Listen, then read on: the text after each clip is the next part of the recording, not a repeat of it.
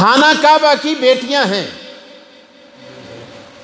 खाना काबा की बेटियां हैं, बेटियां।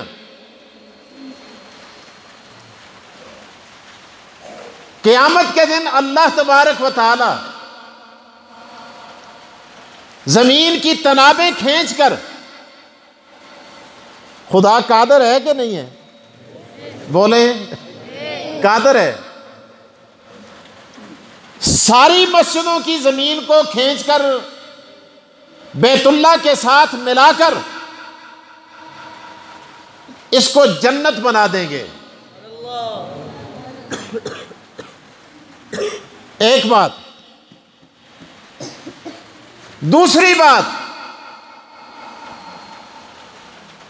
अल्लाह ताला क़यामत के दिन काबे को पर अता करेंगे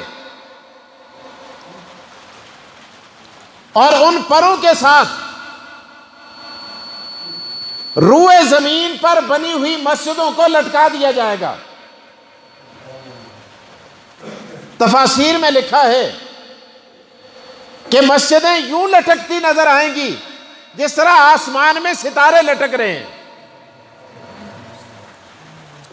और परवरदिगार खाना काबा से कहेंगे चल, और काबा अपनी बेटियों को लेकर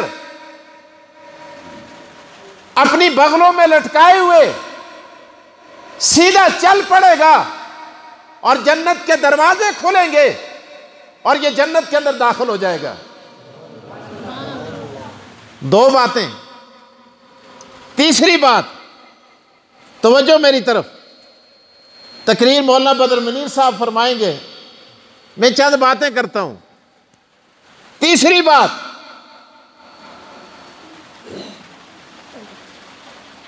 तफासीर में लिखा है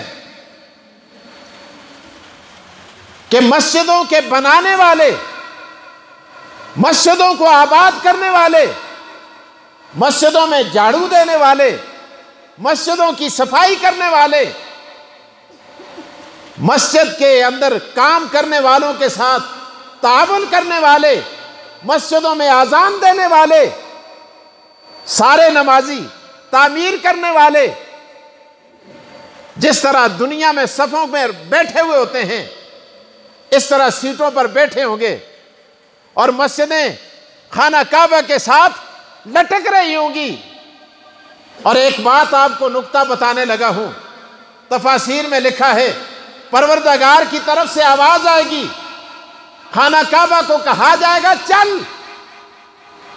एक मस्जिद से दाड़ों की आवाज आएगी, वो मस्जिद कहेगी नहीं जाना, खाना काबा रुक जाएगा। लोग पूछेंगे और मस्जिद क्या बात है, क्यों रो रही है?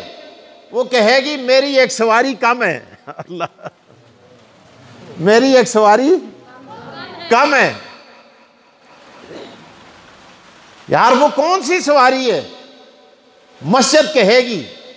आज भी याद रखो, मस्जिदों के साथ लापरवाही करने वालों, मस्जिदों को हकीर समझने वालों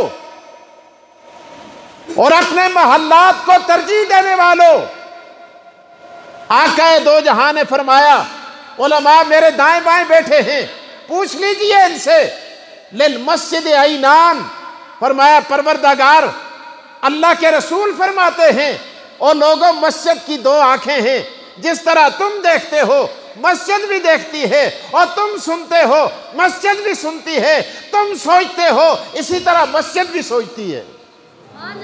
मस्जिद जिंदा है, आज भी जिंदा है। मस्जिद कहेगी या अल्लाह खाना काबा ना चले, रुक जाएगा। लोग पूछेंगे और भाई क्यों नहीं जाने देते? वो कहेगी एक सवारी कम है। वो कौन है? क्या उसने मस्जिद में सरिया लगाया है, सीमेंट लगाया है, मजदूरी के पैसे दिए?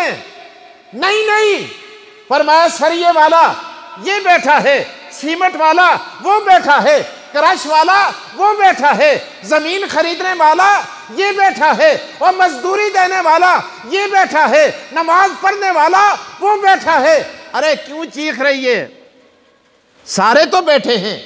नहीं नहीं, फरमाया जब मस्जिद तामीर हो रही थी, तवज्जो मेरी तरफ, तफासीर में लिखा है एक आदमी जिसने एक पत्थर को देखा, पांव के साथ सिरकाते सिरकाते मेमार के करीब पहुंचा दिया और उसके पांव से सिरका हुआ पत्थर मेमार ने उठाकर मेरी दीवार में कच दिया था और लगा दिया था, और जब तक वो नहीं आएगा और मैं खाना काबा को जन्नत में जाने की इजाजत नहीं दूंगी।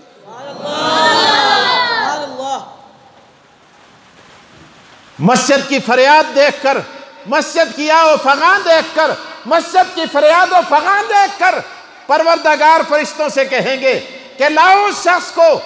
लोग मुड़ के देखेंगे, सामने मौजूद होगा, उनको उसको उठाकर मस्जिद में बिठाकर काबे को चलाकर जन्नत में दाखिल कर दिया जाएगा।